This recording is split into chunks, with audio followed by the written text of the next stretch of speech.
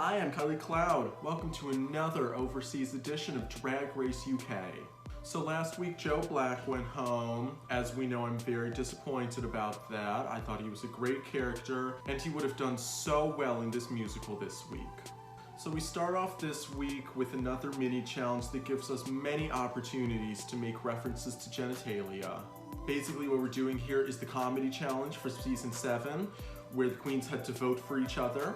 So the queens vote Tia as most basic. Therefore, she gets to choose all of the parts in the musical. The musical is Rats, the musical live, which is of course a reference to Cats. I forgot that we didn't have a musical last season on Drag Race UK. This is the first Drag Race musical on Drag Race UK. I feel like Davina and Cheryl Holt deserved a musical.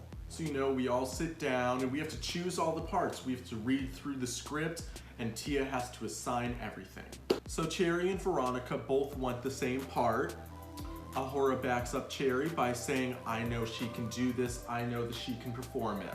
Tia ultimately says, this is a very hard singing role, therefore it's going to Veronica. This entire time I'm looking at Lawrence Chaney and I'm thinking, is that a hard front wig he's wearing? The hair looks like plastic. I'm just wondering, is this his real hair? So I would just like to talk about Rats the Rusical really quickly. Not really the specific parts that people play, but just general. I'll start off by saying that this Rusical is a very different format than the American Rusicals. The American Rusicals are very like Broadway, big numbers, full of many people, and like a grand ending and stuff. And it's all very like, we're doing this all as a group type of thing. In Rats the Rusical, we do it more in pairs, and everyone has their specific number in the front of the stage, while everyone else sits in the back kind of watching them perform. It almost feels like a theater in the round. The general acting, singing in this Rusical is very like community college level. It's very like off Broadway. Not particularly good, yet there are a couple standouts. Everyone is either good at singing or dancing or acting, and never all three at once. Veronica Green is really the one who comes the closest to being good at all three. If I had to choose a winner, I would say Veronica Green. I knew that Veronica Green would win this episode before I even watched this episode, because I knew that she was the only person in this cast who could pull off a musical. The content of this Rusical is so just gross and disgusting. I mean, it's about rats in a sewer, but all of the lyrics are so visually unappealing. They're about things like desecration. It just felt like every single moment I was watching this musical, I would go, ew, ew, ew, Would I watch the musical again? No. So now I would like to talk about some of my favorite and least favorite looks from the runway. Today I have a very special guest to help me review this runway. She is very close to me. I see her every day, and sometimes she does my laundry. Thank you so much. It's my mother! Did you enjoy Rats the Musical? No, I did not. I didn't like Ratatouille either. I don't think any kind of entertainment with rodents is anything I want to watch. Rats was probably the worst thing you could have chosen for me to watch. What about ferrets? Not a fan of the ferret. So let's go over this runway. We're gonna start with Cherry Valentine. What do you think of Cherry Valentine's look? I was confused. My grandmother, when they were kids, they used to give these baby doll parties. They were 15 years old and they all dressed up as though they were like a year old with a rattle. I mean, they brought rattles to the party, which I think is what's going on here with the bonnet and the balloon. How about you? What was your impression of you? So I like yellow. So I enjoyed this when I first saw it. The more that I looked at it, the more that it confused me. So the entire thing is in this kind of polka dot fabric. I always think it's kind of lazy when queens wear a bunch of tulle and then put a piece of fabric over it like this. I do enjoy how she has incorporated the polka dot fabric into all of the pieces of this outfit. One of the most confusing parts to me was why she continued to hold this balloon the entire time. I didn't understand it until she popped it at the end, and then I understood why. And why is she holding the balloon and it doesn't have a string? With all you put in the money for the material, you can't afford the helium? She could have had it on a stick. Yeah, it is weird stick. that she was physically holding this balloon. So she reveals this dress rather ungainly. It's not like she throws off all of the pieces and there's another outfit. She just sort of slips out of these other pieces to reveal this yellow, like, bodycon dress, and she's pregnant. That's the joke, that's the gag, is that she's pregnant, and this is apparently a gender reveal outfit. I don't understand how this is a gender reveal outfit. Why is it yellow? Now that's a good question, and when I thought about it, when we looked at it again, I really thought the pregnancy should come first, and then Yes. you would reveal whatever gender, whatever baby came to her on different days of the week, and then she didn't have a third day to put the ideas together into something like a cohesive narrative. And that also would have been more impressive if she had had this really tight, pregnant bodycon dress on and then took that off to reveal a huge poofy dress like that. That would have been a surprise. This, on the other hand, you can see the yellow shirt and bodycon dress underneath this large poofy outfit. So it doesn't really surprise me that she took it off to reveal that. I think this outfit really shows somebody that doesn't have the full confidence of like following up on where a vision could go. All right, so next up we have Ginny Lemon. How do you feel about this? Ginny Lemon, of anybody on this show, I feel like she's very British. I mean, this just seems like a Benny Hill kind of a crazy comedy thing, and I have to admit, I've never seen somebody approach drag like this. This outfit looks like she walked into Joann's fabric store, saw the fall wall of all of the fall prints, and said, I'll take that one. Like an October picnic outfit. There's some things about the way that Ginny Lemon does drag in general that I do not understand. She does not wear nails, she does not wear lashes, and she usually wears a very ugly shoe, such as this Croc. Well, I think it's really autumn from about 1972. I feel like every tote bag, every placemat I ever saw in the 70s looked just like that dress. I think she's just supposed to look like a frumpy, middle-aged woman, such as myself. So Don't there you compare go. yourself to Ginny Well, Lemon. How could you? You're so far above oh, Ginny that's, Lemon. That's kind. But I don't have her nerve, for sure, with her reveal. So she reveals this outfit by taking it off to reveal the exact same dress underneath, just with a cutout in the back for this very voluptuous feature. Her buns. Yeah. I don't think I should have had to see a rat musical and her buns in the same episode. It was too much. Too much for me. Even the judges were shocked and not Were really. they? Yes, they were. Not really in a good way either. They all went, oh my god. Like they weren't like, oh yes, her butt. They were like, oh my god, that's not what we wanted to see today.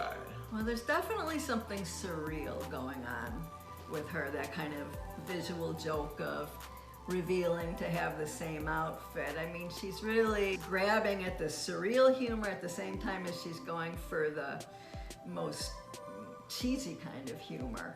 Maybe because we're American, we don't really get it that much. The thing that I'll say about Ginny Lemon is that I feel like she would do a lot better on like a small stage than like a national TV show. I just don't think like she really comes across in this format. Like I feel like if you saw her at like a little like bar, a little club somewhere, it would just come across much better and you would find her funnier than somewhere like this with like high definition cameras. I get that she's not trying to be tasteful and so on, and she's not. Next up, we have Astina Mandela. She comes out on the runway in a black cloak to take off the coat to reveal this. Now, I'll start by saying that that is not a reveal and that is not a surprise to me. A cloak, a black cloak, is not an outfit. It just feels like it wasn't two cohesive outfits like everyone else's was. She literally just took off a black cloak. She's so beautiful, kind of arrogant, kind of cute, but I think that's also a handicap to be so alluring.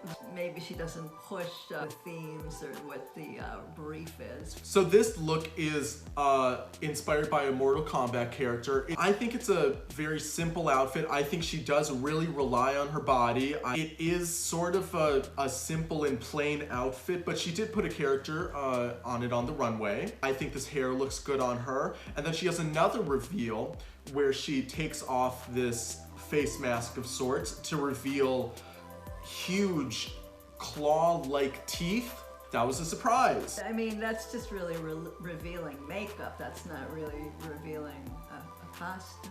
I have to say, I don't think it was that well constructed. I mean, I look at it in the photos and maybe the black edging looks a little uneven. And after that gorgeous dress she wore where she won the challenges, Naomi Campbell. I mean, that is just stunning, and it may always be hard to match something at that level. This probably is not her best look, even though it does have a theme and a reference. Next up, we have Tia Coffee. I want to know your thoughts on Tia Coffee. I think the problem I have ultimately is the way that she moves. Like if you see in this particular challenge, it's almost like the arms are made of rubber bands, like there's no bones inside. I find that this really takes away from the power that she might have on stage. Yeah, she really tries to be kind of this more campy character. I don't really think she knows who she is at all. I don't think she's been doing drag long enough. I think she's sort of trying to pull from every direction and therefore cannot find a place where she really fits in. This outfit is so ugly. Yeah. The hair is extremely flat. We call this a shake and go wig, where you take it out of the bag, you shake it, and then you put it on your head without putting hairspray in it, without combing it, anything. The actual like print of like the chest is not well done. It doesn't match her skin tone.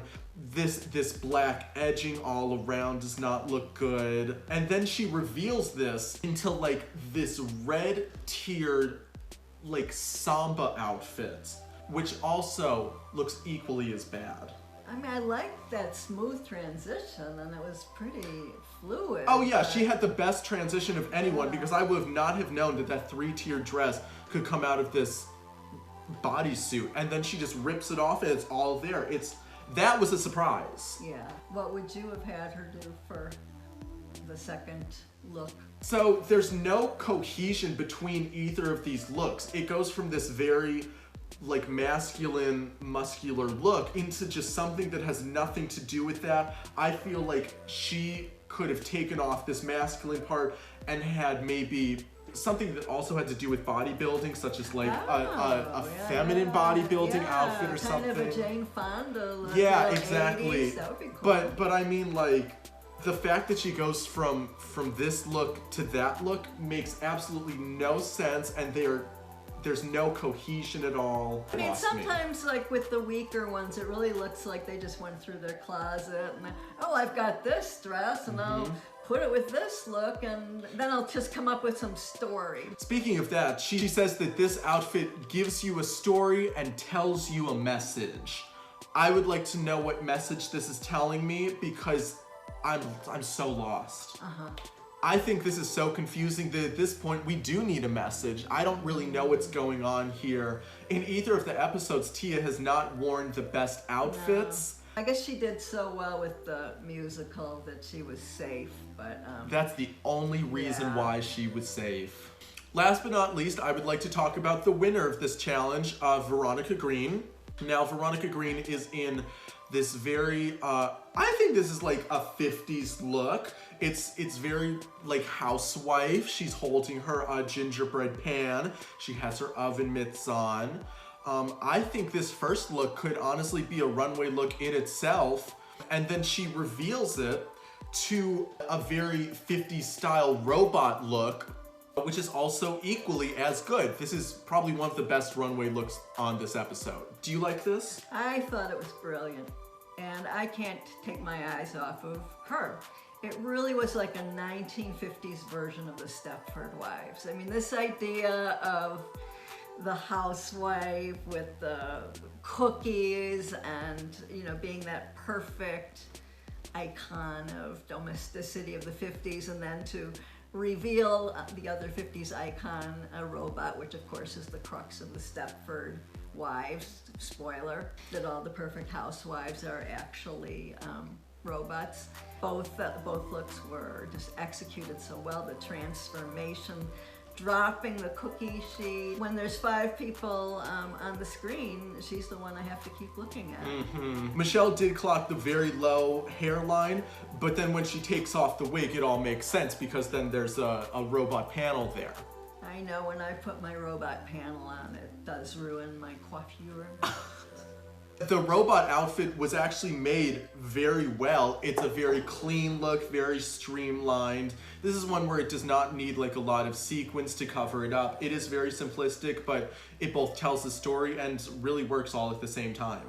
I also love the way the transformation worked with this outfit. She walks up and then she drops the pan of gingerbread cookies at the end of the runway, which is already a surprise, to then flip off her wig and basically malfunction at the end of the runway and take off piece by piece all of her garments. I thought that was a great performance on the runway as well. To quote Tia Coffee, she gives you a story and tells you a message. Yeah, I think in this case that's true. That's actually true, Actually. yeah. Yeah, she definitely had a great night between that and her appearance in the musical. She did rat tassels as well as anybody could. I don't think you could have done a better rat tassel. No. Well, Veronica Green wins the challenge. She is the only person in this lineup who could have ever won this challenge. She really did do the best in the musical and on the runway. So Cherry Valentine and Tace are in the bottom 2. I think that's a questionable bottom 2. I do think that both of them were kind of forgettable, but also I don't think that either of them were the worst. I thought Ahura did a really terrible job next to Bimini during the sort of hard rock segment. I feel like Bimini had the best energy out of those two. And Ahura really faded into the background. I don't think she did good at all. I think either Sister Sister or Lawrence Chaney did worse than Cherry Valentine in that lineup of the 3 girls. So I don't understand why Cherry Valentine or Tace were in the very bottom for this. I think Cherry Valentine lost out to this narrative they're trying to create for Lawrence Chaney, this constant, oh, I have no confidence, what am I doing here? And then voila, she has confidence and doesn't stink. Yeah, Lawrence Chaney really produced herself this week and really gave herself a storyline, which ultimately saved her, I think. So Tace and Cherry Valentine have to lip sync to the only song from Cats that anyone ever remembers, Memories. First of all, it was too slow, and second of all, you are giving 2 of maybe the coldest girls in the show a very emotional song. That's true. Where you have to really emote. Both of these girls love to be pretty. Yeah. And this is not a song where you can really get by on prettiness. So ultimately, I don't think either of them did that well, as much as I love Tace. It felt very inauthentic, and it seemed to go on forever. It was one of the longest lip syncs of my life. I mean, it really felt like, yeah, it was lip syncing for our lives, and we survived. But well, anyways, I feel like Tace has a better storyline here and is also more beautiful, so Cherry goes home after having her entire gypsy storyline this whole episode. She'll do all right. She's young. And adorable. And adorable. All right, well, I'll see you next time for another review of this show, episode 3. Well, I think you did a very good job. Thank you, Mom. It's very poised. You really read the girls and dragged them to filth today, Mom. Well, thank you so much for being on my show. It was a pleasure. It was a pleasure. I'm Kylie Cloud, and this is my mother.